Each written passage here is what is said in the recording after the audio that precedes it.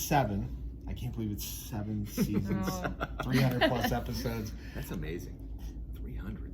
Wow. Yeah, That's huge. I took time off too in between, like I had to, but I am so excited to have SERVPRO in on this conversation with us today, kicking off season 7 of the Live Marketing Show, presented by Lift Marketing. We've got Jim staying the horn. This is part 2 of the interview, by the way, and we also have Katie and Lindsay. It's Katie and Lindsay. Yes. Right. And you've built an amazing in-house marketing team. I think that there's a lot of organizations in this day and age that take the approach of not building the in-house agency and kind of listening to what the experts all say. And I just give you all the credit in the world for doing that.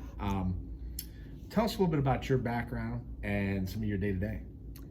So I've been here for like 2.5 years. I went to the University of Akron and then moved back home, and I was in the insurance industry for about 10 years. So I did social media and marketing for them, for a small local agency here. And then, I just kind of felt like I was at my peak there, and I wanted to grow more, and just happened to see a SERVPRO ad on, I think it was on Indeed at the time. And it just sounded like there was a lot of opportunity, that it was a lot of fun. And I was like, I'm just gonna go and see what happens. And met Jim and just felt really good. Like instantly, I just felt really comfortable here. And Dennis, the first time we sat down with Katie, I was in the room with Katie, myself, and our HR manager. And in 5 minutes, I was poking the HR manager. This is the one for me. I just, it was weird. Like I never really felt that for anyone else before. Yeah. And I just knew it. So yeah.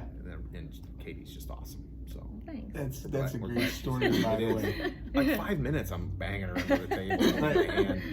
And then the book's coming out, and they're like, Jim, we didn't realize we were gonna have to write you up in the interview. Yeah. I actually graduated from YSU. Right. I have a degree it's not actually in marketing, it's in family and consumer studies. And I actually worked at the same insurance agency. We should back up a little bit more. More. We actually went to high school together, middle school. We've known each other. Elementary We've been school. friends since 2nd grade. No kidding. If you need good employees, go to Brookfield. Yeah. That's where they're all at. Brookfield High School, yeah. Brookfield, I graduated from YSU, and then Katie and I found ourselves working together after school. We actually went to Akron together for a year too. So we worked at the insurance agency together. I actually did HR and accounting there. So we were there for several years together, and I was kind of the same way. I was kind of, feeling like I couldn't do much more. I didn't really have much growth, and I kind of felt like I needed more. So I actually left the insurance agency and worked at another local company, and I did marketing there. I did it for about 6 months, and I loved it.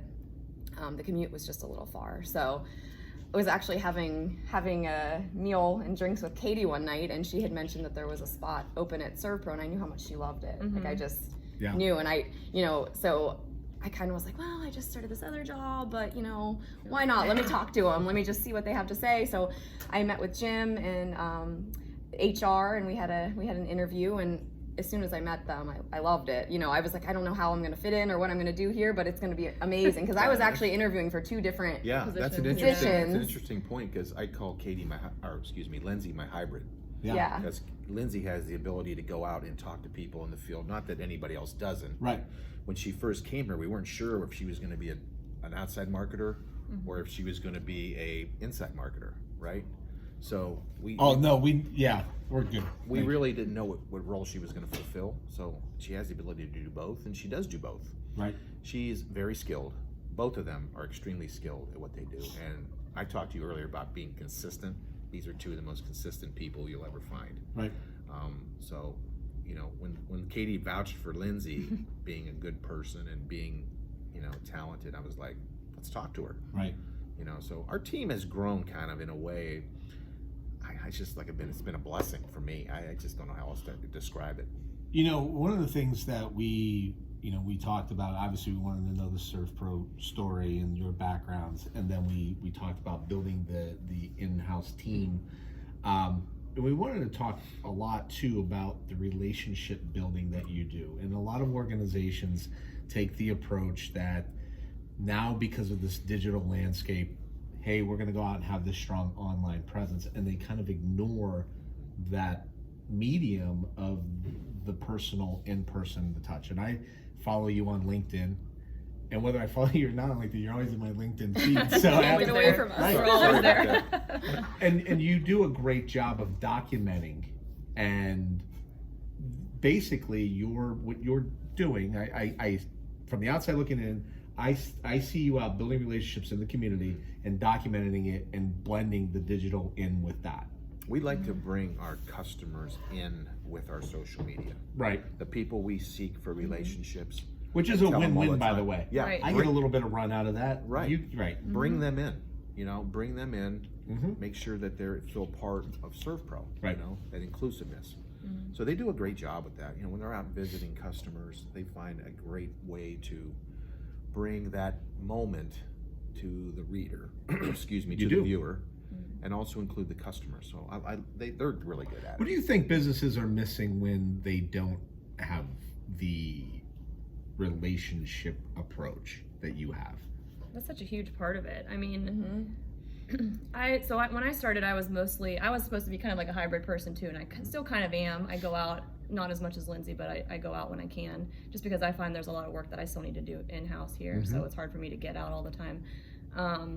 But I just feel like having that face-to-face like relationship, and we're going places now and they recognize us, they know us, and that's so important because we're representing the brand, yet they know who we are as people too, and then you can also connect on the digital side of things too.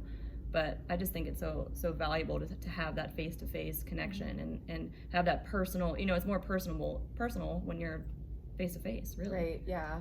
And it's easy, I feel like it's easy to, if someone reaches out to you via email or LinkedIn, it's easy to kind of be like, meh, I don't have time for this person. But if someone's right in front of you and you're talking to them and you're connecting with them as a person, I feel like that human connection is kind of it's a relationship what everybody business. needs. And especially like with COVID and everything that's been happening, people kind of feel like are craving that. Or yearning now. that. Yeah. Yeah.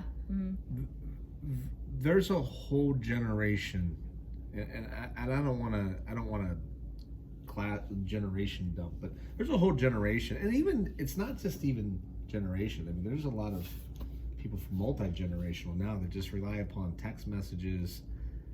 Like I teach my daughter's 9, but I'm like, if a boy ever asks you out on text message, you actually say no. Tell them It's no. coming to the door. Right? Yes. My dad always made the boys come to the door. I'm like, maybe, maybe I'm someplace in between. Yeah. Call me old fashioned, or but whatever. I'm like, I just think that we as a society have gotten very comfortable with the text message or the digital, and people think that's odd for me to say that because I run a conference that's been built on digital strategy. But I mean, do you find that or no? Like, You mean it feels like a cop out? Like you don't want to put in the time? Is that what you mean? I think hiding behind the computer or the phone. Oh yeah. Yeah. For sure. I feel like, people, especially like you said, this generation growing up, I feel like we are even on the cusp of it where it was starting to nobody wants to make a call, nobody wants to really talk in person. I heard something the other day that was kind of funny, speaking of your daughter,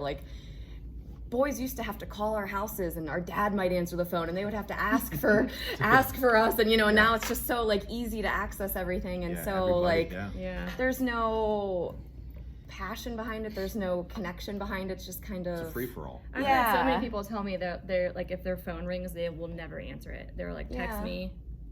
Yeah, that's how you there's get so hold many of me. spam calls and spam emails. It's almost hard to trust people, when it's not face to face. When you see me face to face, you know who I am more than if it's somebody from another country or somewhere that's who you don't even know who they are or what they're about or their story or anything. There's something that I tripped across 7 seasons ago, and whether this was the marketing show wasn't by design. The marketing show was kind of on accident, in 2 different ways. We did a bad job of recording content at the conference, and when it was over for our first year, I figured I'd live off that content for a long while. And what happened is, because we didn't record anything, we had no content. So I had to figure something out. Facebook Live was new, and so we jumped in, and then somebody called me up and said, would you come interview me at my place of work or my business? And I was like, Cool. okay. If I called you up to talk to you about marketing, you'd probably hang up the phone on me. And when I did the interview and then I closed it, they were like, wow, like this is great. And they sat around and talked for like a couple hours with me about marketing. So I felt like that we were like kind of onto something with it. And so that in-person connection is where we crossed the chasm of like, hey, we're just going to be remote, or we're not going to do this at all. And then lo and behold, we had to do it. And then we ended up 7 years later, like here we are. Yeah. It's pretty crazy. It is crazy. Wow. It's funny how, like, I feel like in person, I feel like things come up. Like, we met you and we kind of developed our relationship with you. That wouldn't have happened if we never really met and talked in person, you know? That's true, Right. actually. So, because when I worked at the insurance agency, I was getting an email from someone who worked for you that said, come to this conference, this and that. And I would just kind of look at it real quick and just delete it. Like I had but now that I know, I'm like, oh, Yeah, when you you're like, came this in, is I'm like, awesome. I know what this is. Yeah. Like I was emailed about it years ago, but never paid attention. So the second thing that I tapped into with the show is, and I came across this concept about 7 years, it was around the same time, and the reason why we kept doing it is developing cognitive fluency. And so that's brand recognition, brand awareness, and I start to make the connection. So obviously seeing this logo and seeing the green and orange on a consistent basis, I start to become very knowledgeable of this. But then I see you every day on LinkedIn, and I feel like I know this person because I see your face all the time. So then when I get in front of you, it's like, oh, I actually feel like I know you now. It's a whole different level of comfort, right? You've gone from here to maybe here because of all that stuff in between. Yep. All that brand awareness, seeing the face, hearing the story, and then when they see you and meet you, the connection is stronger. It is. It's automatically stronger, and that's the reason we do it the way we do it, because we have to be a trusted vendor, right? We have to be trusted. People have to know us and feel comfortable with us when they call us, because we're coming into their home, we're coming into their business, we're performing work in a place where they dwell or where they work, and they may own that business. So it's important for them to be comfortable. And I think that helps us elevate that comfort really quick. Yeah. You talk about the power of social media. Going to convention this year, where all the SERVPROs come together in Dallas. People walk up to me and say, "Oh yeah, you got Lindsay and you got Katie and you got Joanna. They know our people, They know our." I'm like going, "Okay, I can't believe you know their names." And they're all walking up to me. You got Smith and you got Barker. And I'm like, "Oh my God!" I mean, how beautiful is that? Because if they're seeing it, customers are seeing it. Sure. So when we show up at their house, not that they show up at your house, but it's just that comfort level, and I think you hit it right on the head. It's just the ability to bring the two together and build that comfort. Yeah. So you almost wish you had enough of an army of people to be able to build. You're figuring out where that community building goes by Panerathons or DOYOs or Little League baseball teams. But it almost would be amazing if you had an army of people to go out and build a relationship in a neighborhood, and the same way that you do it from a B2B perspective. Yeah. But you are doing it. You're doing it, like I said, you're 20,000 people are attending the Panerathon, and you're obviously getting water in everybody's hands and doing a big service for them there. Right. What's kind of your biggest challenge as a marketing professional in the world today? I mean, not even specific to SERVPRO but as a marketing professional. I feel like it's kind of a double-edged sword with going in person and seeing people, because it's like, COVID did happen, and so there are still some people that are kind of used to now, saying stay away, like, and so I use it mostly as an excuse. Yeah, exactly. Yeah, it's like, okay, I'm not feeling good, or we all have learned from that. COVID. So now I feel like it's even easier to be like, oh, I can't see anybody today. I don't want to see anybody. Finding the right person you want to talk to is difficult. Yeah. Now. So that can be. I'm sure that was a challenge before COVID. I'm sure, but COVID has made it easier, I think. For them. So that's a challenge, is just getting in front of the people that you want to meet. And in our industry, we always say, like, we're not really selling anything. We just want a relationship. We're not out trying to sell you this product or this product. We are just selling you basically us and our service, and, you know, hoping that you'll give us a chance should the event ever arise, that there is a disaster or you do need someone, that you'd have someone to trust. So it's kind of different, that trying to convince someone that we're not really selling anything, that we truly just want to meet you, know that if you need something, you can call us. Because a lot of people are kind of, you know, they have their guard up. They don't like, they don't like sales. They don't like being sold. Nobody woke up today hoping that a salesperson was going to call. Right, exactly. So it's kind of like breaking down that wall and having them realize that that's not what we're about. You know, obviously at the end of the day, we do want them to want our service and eventually buy our service if it's ever needed, but it's getting past that thought in their head, and that kind of get those walls down. Agreed. So how about for you, Jim? What's the and not necessarily SERVPRO, like what's one of the biggest challenges that you are faced with from a marketing standpoint today, whether it's finding additional talent, but the way that you go about it is, you know, people are trying to align the skill as opposed to just a talented person with want and desire to go out and I think you're pretty close to hitting on my biggest challenge. And when I think of the people that I have, I feel very blessed, but I feel a little afraid that I can't find any more. You know, that the people who aren't just hiding behind a computer and just want to do social media. I need people who want to go out and meet people and have the skills to do that, because I think it takes a kind of a certain person to walk up to somebody they don't know, strike up a conversation, find some common ground, and have the ability to, you know, interact in a way that's not overbearing. Right. There's a little skill involved, and it's hard to find those people that not only can do it, but want to do it. Want to even develop the skill. It is not easy to walk into a room, whether there's 3 people or not, that want you there, and they don't want you there. Right. It's right. I mean, like, so I agree with you. So I had a client. What we were going to do was interviews, TikTok interviews from like 3 to 7 at the business. That was their busy time, and we were just kind of like developing like not even an influencer program, but it was a movie theater. So we're like, hey, you know, we'll ask movie trivia questions. We'll talk about movie experiences and all these different things. So maybe I gave up too quick on the hiring side of things, but everybody that applied for the position and they were like, tell me more about it, I was like, well, you're gonna have to go there on site and you're gonna have to ask people questions on They're like, oh no. TikTok. And they're like, that's not my idea of being a social media marketing manager. Like, oh my god. Like, I guess this isn't for me. See ya. Yeah. It is a challenge.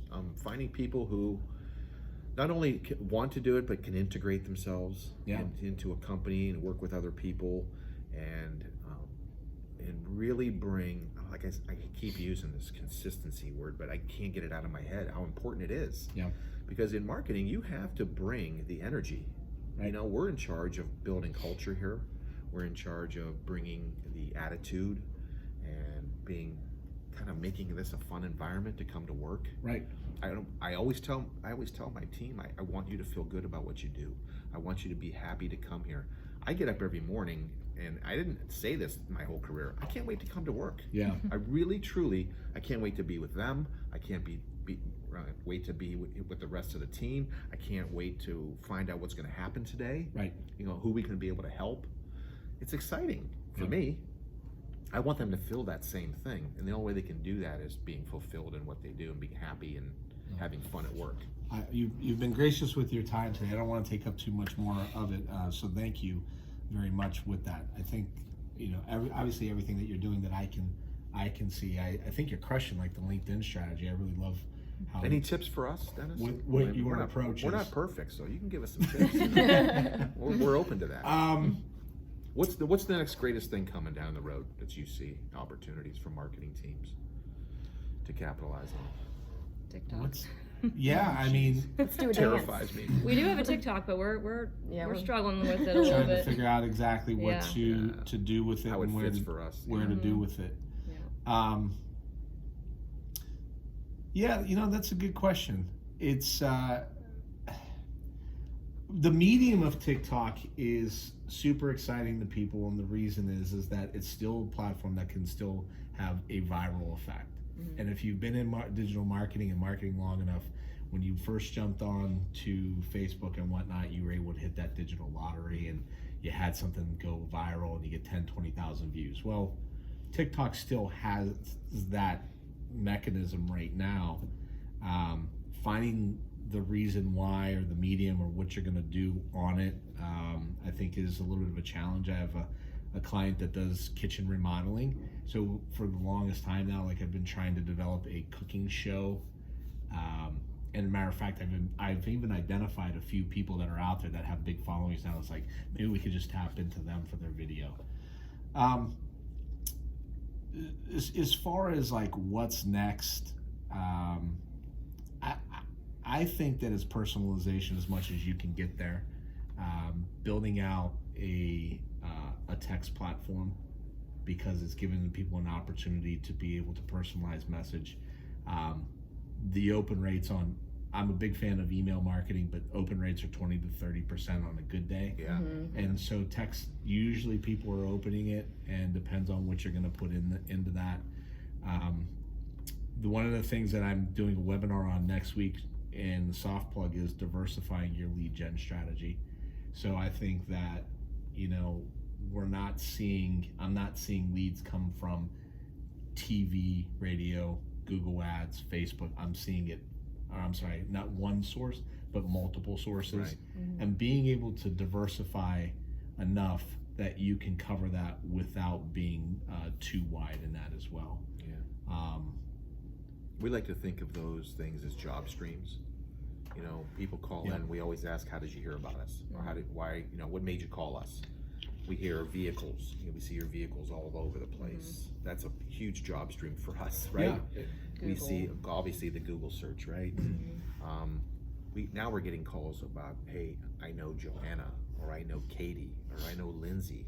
We're getting those calls that because of that face-to-face Right. relationship. That sends me over the moon, man. When I hear that we're getting a call from a customer because they know my people, that's gold, right? Because we know those other things are going to work for us. We know those other things are going to be effective. So developing job streams is you're right. It's multiple job streams. I think that right now everybody's saying video, and I'm like, but if you do something long enough, you're like video was big like 10, 15 years ago, and now everybody's like going video, and how do you want to use it? And I think that it's all like, hey, short form, story form. I think it's finding somebody to create a brand video that's 3 minutes in length, and people would argue, well, that's way too long. Yeah. But a few years ago, Matthew McConaughey, which isn't obviously hard to watch a Matthew McConaughey video, but he partnered with a whiskey brand, and he was like the creative director, and made a 10-minute short. However you can interject video. I've always been a believer like real and raw. Everybody wants polished, and we have. You guys are gonna be part of Icons, but we have polished products. But at the end of the day, too, I like real. If you can get, influencer. Back in 2016, we had an influencer program where we went out and found some people that had big social media followings and asked them to post content for us, and we gave them a ticket to the conference. I think anytime that you can get that influence going with your customers and how you help them through a tough situation, it's kind of what we try to do. is going to win as well. Yeah. We always said, like you said, we have to watch our length. Sometimes it's hard to tell a story in a minute. Sometimes it takes a minute and a half or 2 minutes to tell a story in our business, because it usually involves a start and a middle and an end, a finished product, before and after type effect. But these two girls and the rest of my team are really effective in getting whatever we need. You know, they're great writers. That's another thing that's important in marketing. I think it's undervalued. Totally. Is the ability to write effectively, short space, short story. You know, it's easy. You can sit down. Anybody can write a story in 5,000 words, but can you write one in 120 words? Can you condense that and Right. be economical with your Right. words? You know, I think that the other thing is not necessarily a tactic of, hey, we're gonna go to this platform or this idea. Is the advent of. I always said that the reason why the marketing conference can exist, one of the reasons why, is because everything that we do on a daily basis is changing at such a velocity and a rapid pace, right? The way we delivered something on Facebook today is going to change tomorrow. Yes. Marketing's pretty much stayed the same in terms of be interesting, tell a story, build value, find your audience, get your information in front of those people. Is the AI tools, artificial intelligence tools that are now out there. So like I use Copy AI as a small, even as a big business. Copy AI is an artificial intelligence platform that I can take copy, even like an abstract of an idea, and put it in there, and then it spits out all this different copy of that. I use Grammarly because I'm a horrible speller, and beyond Lindsay's our spelling champ. And we go to Lindsay for all spelling questions. I'm out first round out right here. And then several video apps that I use, like to create these 15-second, 30-second stories, are deploying artificial intelligence to mash up video with music and things like that. And I think being receptive to giving up the control in the in the AI process to tap into that helps you be more efficient and helps you to scale. I read an article the other day that said, well, you know, things like Copy AI are taking away from the creativity in copywriting. Probably. Yeah.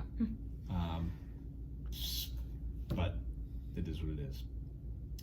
Anyway, what was I was going to leave you with one more thought, but you asked me what I would be working on, and then I got sidetracked. And It's okay. But that's my brain. Thank you. We enjoy this, man. Yeah, we yeah. enjoy you and what you're doing. We're Thanks. big fans. Yeah. Big fans of what you do. We watch as much as we can. Sometimes we're not always in front of the computer, but I just want to thank you for having us, and thank you for visiting. Absolutely. And we love the relationship we have with you, and we're looking forward to expanding it in the future. Cool. Thank you. Thank you so Yep. much. Thank you. Thank you.